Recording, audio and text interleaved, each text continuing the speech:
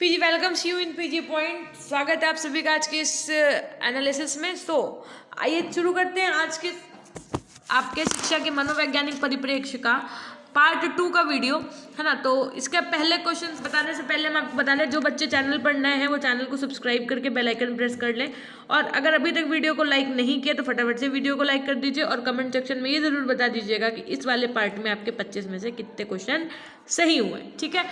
तो आइए देखते हैं। पहला क्वेश्चन है आपका, शिक्षक को मनोविज्ञान का अध्ययन करना चाहिए क्योंकि वो छात्र को समझ सके, अधिगम अनुक्रिया को प्रभावी बना सके, उपयुक्त शिक्षण विधियों का चयन कर सके। तो करेक्ट आंसर हो जाएगा आपका ऑप्शन डी।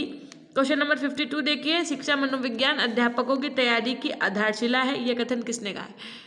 तो ये कथन आपका किसने कहा? स्किनर ने कहा। कल ही हमने आपको बताया था कि जो रात ने पढ़ाया था कि जो आपकी ह्यूमन बॉडी होती है उसका आधार क्या होता है? उसका आधार स्किन होती है ना।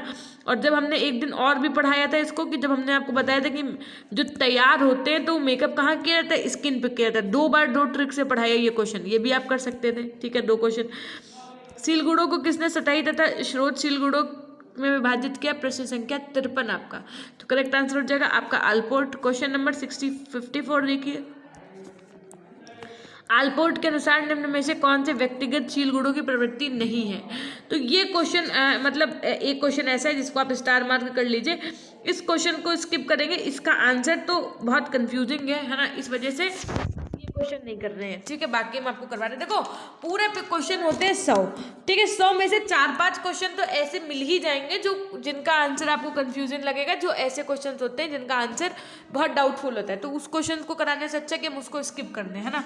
और बाकी जिसको फिर जो सोचना है सोच ले। मेरे पास तो बहुत सारे आज कमेंट्स आ रहे हैं कि मैम पहले एनालिसिस करवा दीजिए, तो मैम पहले एनालिसिस करवाने लगे, ठीक है।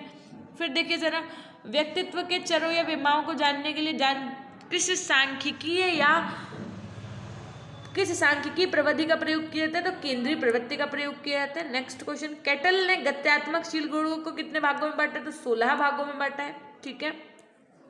और किस हार्मोन्स को, कल ये वाला क्वेश्चन हमने करवाया था आपको, जब हमने बताया था कि मैकडुगल ने 14 भाग बताया ना, उसी के साथ में किस हार्मोन्स को आपातिक हार्मोन्स कहा जाता है? तो ये बात हो जाएगी यहाँ पर correct answer adrenal. Option B एकदम सही हो जाएगा। किस ग्रंथि को मास्टर ग्रंथि कहा जाता है? तो मास्टर ग्रंथि पीयूष ग्लैंड, पीयूष ग्रंथि को कहा जाता है। 59 देखिए, अध्यापक के क्षेत्र को गणित पढ़ाना है, अध्यापक को शिक्षा मनोविज्ञान का ज्ञान होना आवश्यक है। क्यों होना आवश्यक है? जिससे छात्र को जान सकेगा, गणित को जान सकेगा, शिक्षण कौशल को जान सकेगा, या उपयुक्त सभी। देखो कहीं ना कहीं आपका यहाँ पे दोनों ही, ये भी दोनों सही जा रहे हैं, तो उससे हम ये कह सकते हैं कि तीनों ही सही हो सकते हैं भाई, उपयुक्त सभी। लेकिन एक बात बस आप इस बात को सोचो कि कोई टीचर जो है वो शिक्षा मनोविज्ञान को क्यों जानेगा? तो उसमें गणित का ज्ञान कैसे हो सकता है भाई? जब अध्यापक को छात्र को गणित पढ़ाना है तो इसका मतलब गणित पढ़ाना है, इसका मतलब गणित का ज्ञान तो उसको पहले से ही है। तो इस वजह से इसमें उपर्युक्त सभी नहीं होगा। इसका करेक्ट आंसर क्या हो जाएगा यहाँ पर? कि वो शिक्षण कौशल को जान सकेगा, ठीक है। ऑप्शन सी एकदम सही हो जाएगा।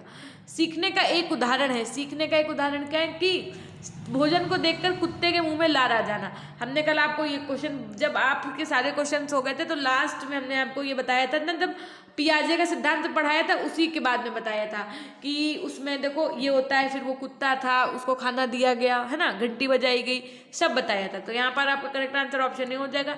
किस अवस्था में बालक निर्जीव वस्तुओं को सजीव मानता है? तो करेक्ट आंसर हो जाएगा ऑप्शन ए। क्या हो जाएगा? Option A. उसके बाद में देखिए क्वेश्चन पूछा गया था, पावलव के प्रयोग में घंटी की आवाज क्या थी? तो पावलव के प्रयोग में आपका घंटी की आवाज क्या थी? अनुबंधित क्या थी? क्वेश्चन नंबर 62, पावलव के प्रयोग में।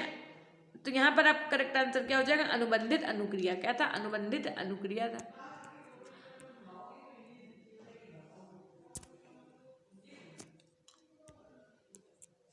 मास्लो की आवश्यकता अनुक्रम में द्वितीय स्तर की आवश्यकता क्या है आपकी? तो करेक्ट आंसर हो जाएगा आपका सुरक्षा।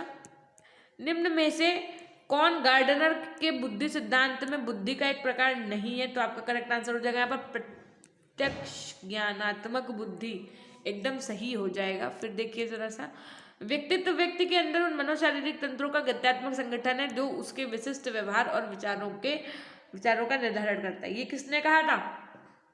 ये कहा था आपका अल्पोर्ट ने। नेक्स्ट, व्यक्तित्व का निर्धारक कारक कौन सा है? व्यक्तित्व का निर्धारक कारक आपके दोनों ही है, जैविकी पर्यावरणीय दोनों। क्वेश्चन नंबर 67 देखिए, सृजनात्मकता की कौन सी एक विमा नहीं है? तो नियमितता, ये आपकी कोई विमा नहीं है। क्वेश्चन नंबर 68 देखिए, वाइगोत्स्की ने सीखने के लिए किस कारक को सबसे महत्वपूर्ण माना है? तो सामाजिक कारण को। ये क्वेश्चन भी कल हमने पढ़ाया था, कहते मैम कहाँ, आप तो कह रही हो बार बार पढ़ाया था हमारे तो वहाँ समझ नहीं आ रहा था। हमने कहा ये क्वेश्चन हमने आपको ऐसे पढ़ाया था, जब हमने पियाजे पढ़ाया था तो हमने आपको बताया था पियाजे ने बालक के विकास को उम्र का वो दर्जा दिया है ना, और वाइगोत्स्की और पियाजे में बनती नहीं थी जब, तो वाइगोत्स्की ने कहा है कि नहीं, समाज पर का उसको दर्जा दिया है, मतलब है ना। तो यहाँ से हमने आपको ये क्वेश्चन कराया था, हमें याद है, हमने कराया, मेरे को याद है।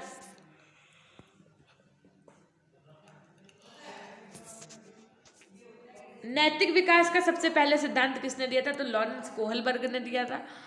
बुद्धि लब्धि का सूत्र का उपयोग सबसे पहले किसने किया? तो करेक्ट आंसर हो जाएगा आपका यहाँ पे टर्मन ने किया था। क्वेश्चन नंबर 71 देखिए, विकास क्या है? तो विकास इन सभी एकदम सही हो जाएगा, है ना। विकास क्या है? तो विकास में करेक्ट आंसर क्या हो जाएगा? इन सभी, है ना। ये प्रश्न तो रात में हमने एक फोटो भेजी थी कुछ 2-4 ग्रुप्स में, वहां पे भी था और क्लास में भी करवाया था कि स्किनर ने किस पर अपना कार्य किया है? तो क्रिया प्रसूत अनुबंधन पर अपना कार्य किया है। यदि जिस स्थान द्वारा लक्ष्य प्राप्त किया जाता था वह खुद लक्ष्य बन जाए तो इससे आल्पोर्ट ने क्या कहा है? तो इसको आल्पोर्ट ने कहा सामान्य शील गुण। क्या कहा है? सामान्य शील गुण।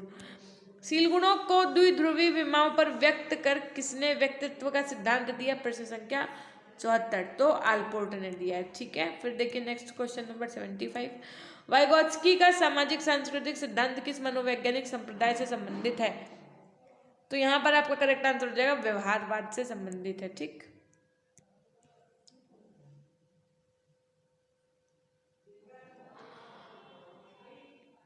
नेक्स्ट देखिए, इस क्वेश्चन में क्या हो सकता है आपका, नहीं व्यवहारवाद ही होगा। ठीक है, थोड़ा सा कंफ्यूजिंग लग रहा है क्योंकि जो इसका इंग्लिश में ऑप्शन था उसमें एक तरफ था गेस्टाल्टवाद, तो लेकिन नहीं, करेक्ट आंसर आपका व्यवहारवाद ही होगा 75 का ए।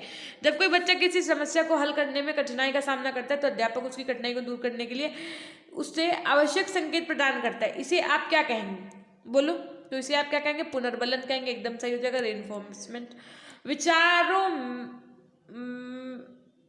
में ये तो हम आपको करवा चुके हैं ना, मैं विद्युत ज्ञाला, तो अभी हम करवा ही चुके हैं आपको पहले ही सॉल्व। तो करेक्ट हम लोगों को कहाँ तक सॉल्व करना था? क्वेश्चन नंबर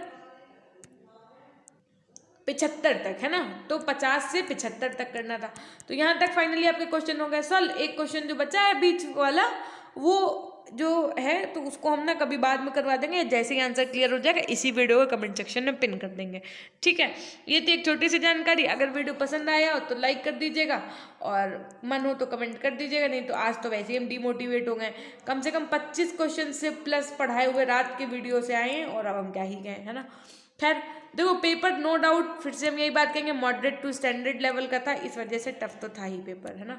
मिलते हैं हम आपसे नेक्स्ट वीडियो के माध्यम से, तब तक के लिए अपना ध्यान रखिएगा, हमेशा खुश रहिए, मुस्कुराते रहिए, कभी अपने लिए तो कभी अपनों के लिए। Take care, bye bye.